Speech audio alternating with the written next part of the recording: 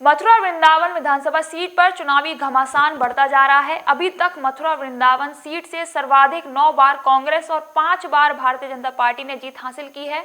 मथुरा वृंदावन विधानसभा seat की शहरी seat पर सर्वाधिक कांग्रेस प्रत्याशी ने जीत हासिल की है। 2017 के विधानसभा चुनावों में भारतीय जनता पार्टी के प्रत्याशी श्रीकांत शर्मा को रिकॉर्ड 1 लाख से अधिक मतों से जीत हासिल हुई थी।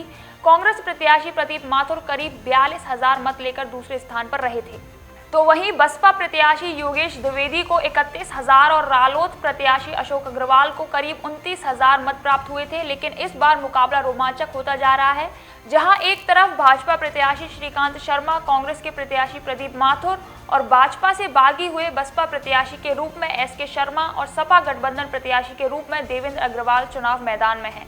दरअसल बसपा प्रत्याशी के रूप में एसके शर्मा के आने से मथुरा वृंदावन विधानसभा सीट पर मुकाबला कड़ा होता जा रहा है। सभी प्रत्याशी अपनी अपनी जीत की चुनावी समीकरण बनाने में लगे हुए हैं।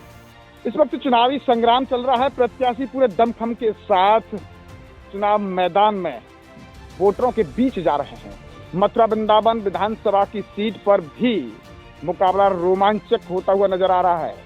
अगर हम बात करें 2017 के विधानसभा चुनावों पर, तो भाजपा के श्रीकांत शर्मा मथुरा वृंदावन की विधानसभा सीट पर रिकॉर्ड मतों से जीते थे, यानी कि उन्होंने 1 लाख से अधिक मतों से कांग्रेस के प्रदीप माथुर को हराया था।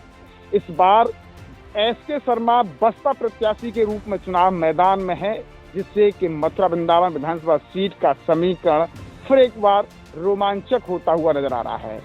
सवाल कई हैं कि क्या भाजपा लगातार दूसरी बार मथुरा वृंदावन विधानसभा सीट पर अपना जीत का परचम लहराएगी, या फिर कांग्रेस और बसपा या सपा गठबंधन प्रत्याशी भाजपा को कड़ी चुनौती देकर खुद को जीत हासिल करने में कामयाब हो पाएंगे, क्योंकि समीकरण काफी कॉम्प्लेक्स नजर आ रहा है। सभी प्रत्याशी अपनी अपनी जीत का दावा कर रहे हैं। मथुरा वृंदावन विधानसभा सीट पर मुख्य मुकाबला भाजपा, कांग्रेस और बसपा प्रत्याशी के बीच माना जा रहा है। सभी प्रत्याशी पूरे दमखम के साथ जनसंपर्क अभियान में जुटे हुए हैं।